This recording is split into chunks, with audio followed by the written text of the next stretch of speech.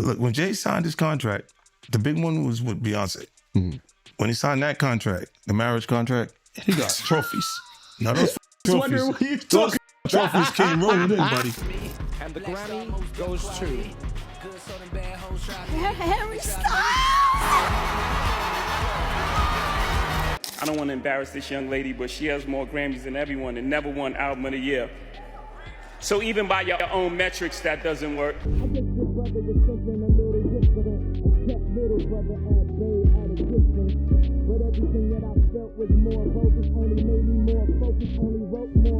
So Kanye West has just dropped some bombshell comments about his former friends Beyonce and Jay Z. And let's just say he's not holding back. For years, Jay Z has been seen as this untouchable figure in the music industry, using his family man image, his connection to Beyonce, and his carefully crafted reputation to dodge criticism and allegations. But lately, that image is starting to crack. As you all probably know by now, one of Diddy's accusers recently dragged Jay Z into the mess, alleging that he raped her back in 2000 when she was just 13. And while some fans are quick to defend him, others are pointing fingers at Beyonce, saying she's been trapped in this relationship and controlled by Jay Z for years. But now Kanye is flipping the script entirely, and according to him, Beyonce isn't the victim here. She's the one running the game! Kanye claims Beyonce is way shadier than people think, and she's actually using her position to protect herself and her empire. By staying with Jay Z, Beyonce has ensured that her brand remains untouchable. Together, they were seen as this power couple, an unstoppable force. But behind the scenes, Kanye claims that Beyonce knows exactly what she's doing. She's not trapped. She's making moves to stay on top of the industry, no matter what dirt might come out about Jay Z.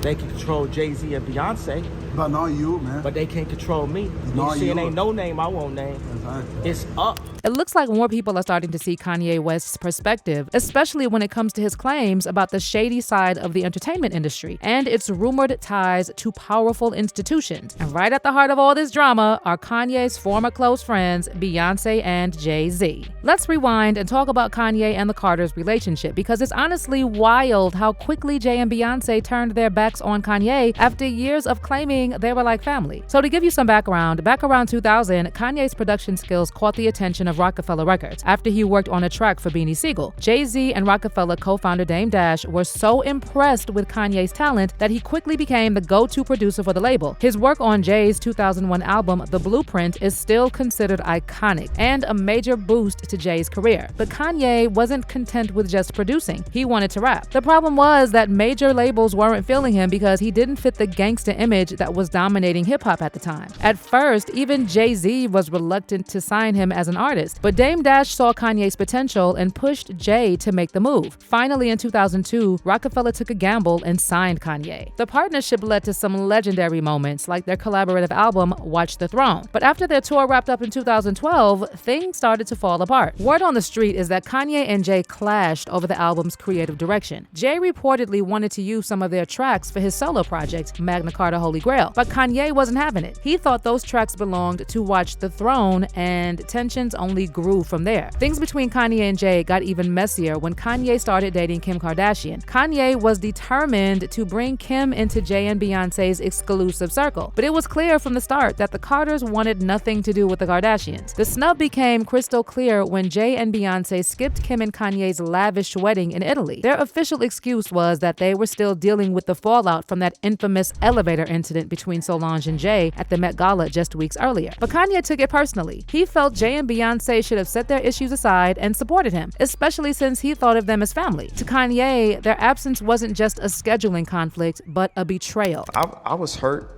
about them not coming to the wedding. Mm-hmm. I understand they was going through some things, but if it's family, you know, you're not gonna miss a wedding, you know. And I'm not using this interview to put any negative things, but I gotta state Just expressing yourself. Yeah, I gotta state my truth. Yeah. Like, And then that one thing happens, and another thing happens, another thing happens, another thing happens, and you just start coming up with all type of crazy ideas in your head and stuff. Like, why? This is when Kanye's fans started calling out Jay Z, accusing him of never being a real friend and only using Kanye when it suited him. Now, fast forward to 2016, and Kanye publicly blasted Jay and Beyonce during a concert in Sacramento, accusing Beyonce of playing dirty to secure awards. But Kanye didn't stop there. He even hinted that Jay might go to extreme lengths to silence him if he kept speaking out. But things took an even wilder turn when a few years later, Kanye began openly calling out all the people who control the entertainment industry. And within weeks, it seemed like the entire industry turned on him. It was like he was blacklisted overnight. Now, you'd think Jay Z and Beyonce, who were once tight with Kanye, would step in, or at least say something, right? But it was crickets from the Carters, just like it was crickets when Jay's former buddy, Diddy, was arrested. So that's when Kanye dropped another bombshell and said the real reason Jay Z and Beyonce have stayed silent is that they're being controlled by the same powerful people he's been exposing. They try to suppress you, but that's how they try to categorize They you. can't control me. You get what I'm saying? They can control Shaq. They can control Charles Barkley.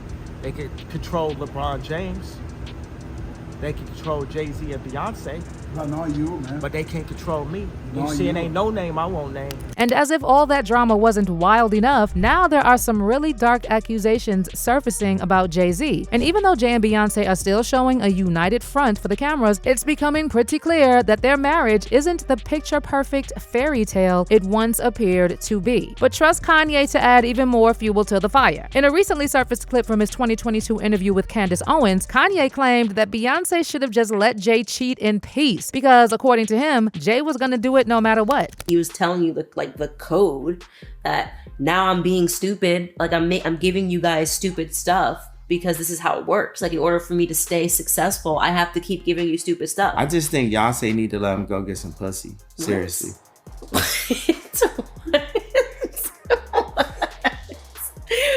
What?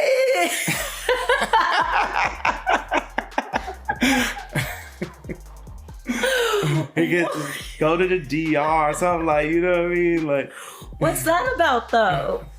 What's that about? Are you good friends with him still? Because you know what's missing from this whole... But let's rewind for a second to give you the full story of how Kanye even ended up talking about this. Because it wasn't just him shading Jay for cheating on Beyonce. It goes way deeper than that. It all started when Candace brought up Jay-Z's track Moment of Clarity from the Black album back in 2003. She pointed out a specific part where Jay admits he simplifies his lyrics to appeal to a wider audience and make more money. Jay defended the move by saying that by getting rich, he could help others. And Candace mentioned how this reminded her of Kanye and the ongoing debate about choosing between knowledge and material success. It says, I dumb down my audience to double my dollars. They criticize me for it, yet they all yell holla. If skills sold, truth be told, I'd probably be lyrically Talib Kweli. Truthfully, I want to rhyme like common sense, but I did 5 mil, and I ain't been rhyming like common sense. When your sense got that much in common, and you've been hustling since, the only perception for perception go with what makes sense. Since I know what I'm up against, we as rappers must decide what's most important. And I can't help the poor if I'm one of them. So I got rich and gave back. To me, that's the win-win. And I was just so stunned. I ran it back like 10 times because I forgot how much I love that song. And I was like, he's literally telling you that he is dumbing himself down. And he has decided that the better thing to do is to keep the people that follow him stupid and be able to help them by giving money. Like, I can't help the poor. Like, I dumbed down my audience to double my dollars. Like, he has to make a decision to be smart, right? To be rapping like Talib Kweli, or to make money and be able to give back to people. So he knows, and this made me think of you, because you said on that podcast that got taken down that information is the #1 resource, right? And he knows that he has to choose between giving the people information or having success. And I was stunned by the verse. But here's where Kanye jumped in and asked Candace which label Jay-Z was signed to when he rapped about picking money over spreading knowledge. Candace kept praising Jay-Z as an inspiration, but Kanye had this smirk, like he was about to say something big. Then out of nowhere, he changed the subject and joked that Beyonce should have just let Jay cheat. and what record label was he on that helped influence that decision? It was a Jewish record label. Okay, what was it? I don't know. See, I don't know the industry. Universal, Def Jam. Yeah, Def Jam. He was definitely a Jewish and French, because you got Vivendi that owns Universal, but French, that's super colonizers. Like the French own 80% of African banks. So nobody would be mad if you had tweeted that, by the way. Oh, the French? Yeah. But that's because the French don't hyper focus on controlling the black voice like the Jewish media does. So, but this makes me think Drake is the best rapper ever by the numbers. Jay Z is the greatest rapper ever by the inspiration. Yeah, he inspired me. There you go. He was smart. Okay. You know what I mean? Like he's talking business, but you either got it or you didn't. He was telling you the code that now I'm being stupid. Like I'm giving you guys stupid stuff because this is how it works. Like in order for me to stay successful, I have to keep giving you stupid stuff. I just think Beyonce need to let him go get seriously.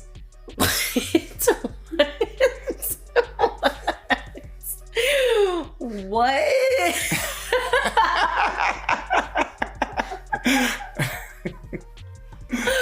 He could go to the DR or something, like, you know what I mean? Like, what's that about, though? Candace then tried to get Kanye to talk about his relationship with Jay Z and Beyonce. But instead of spilling any tea, Kanye avoided the question and shifted the conversation back to himself. What's that about? Are you good friend? Are you good friends with him still? Because you know what's missing from this whole. I don't know if you're gonna run that line or not. I'm not. This is going up on Parlor. What do you mean? Are you gonna run it? Yeah, that's the bigger question. I just think man, it's like Jay Z is like the head. You know, we're under the fire, and we're the firefighters. But in order to be a good firefighter, you got to be willing to run into that fire. And that's what makes me the number one firefighter. That's what makes me Michael, because I'll run into that fire. Everyone knows that I'll run into that fire for the people in the burning building. Who's the people in the burning building? All of society.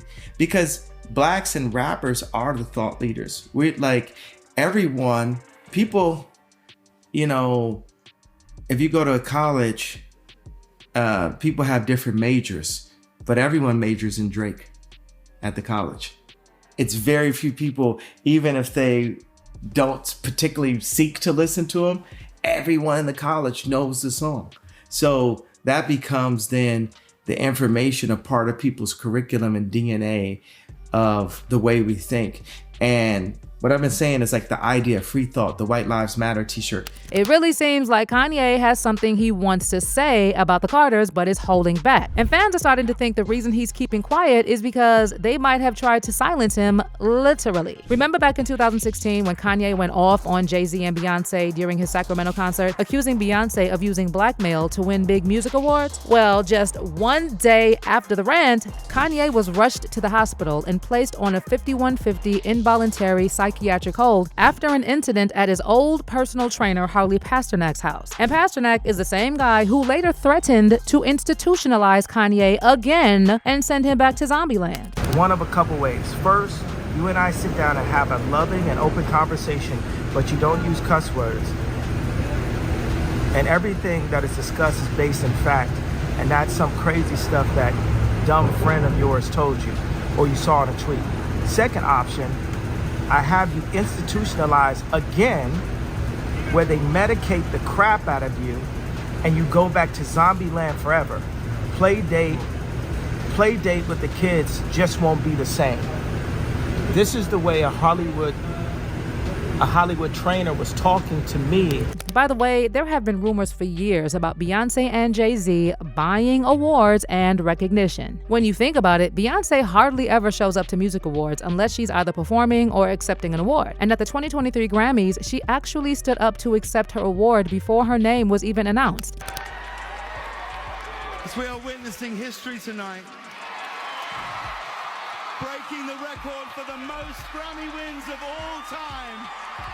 Be upstanding and show your respect. It's Renaissance. Beyonce. And then there was another viral moment from the Grammys showing producer Diplo mouthing "they bought that" as Beyonce got up to accept her award. So it looks like Kanye has been trying to tell us for years that Beyonce isn't as honest as some fans like to believe. According to him, she's been playing the long game, using her marriage and power couple status with Jay Z to keep her career untouchable. And while many fans argue that Beyonce is just a victim of Jay Z's control and manipulation, Kanye's supporters are saying that she's far from naive. In fact, they believe she's just as calculated as Jay Z, if not more, and that she's likely done her fair share of shady things behind the scenes to protect her empire. After all, Beyonce and Jay Z's marriage is not just a personal relationship, it's a brand, a multi-million-dollar empire. So could it be that Beyonce is staying with Jay Z not because she's trapped, but because it's a strategic move to keep her legacy intact? One fan said she's not innocent, she knew who she married. And another person wrote, that's the whole point of it all. She's stuck by his side all this time. She's as guilty as he is. Wake up. But what's your take on this? Is Beyonce trapped in a toxic relationship with Jay Z, or is she making moves to protect her brand and power? Do you believe Kanye's claims that she's just as involved in shady industry dealings as Jay Z? Let me know what side you're on in the comments, and don't miss out on this next video.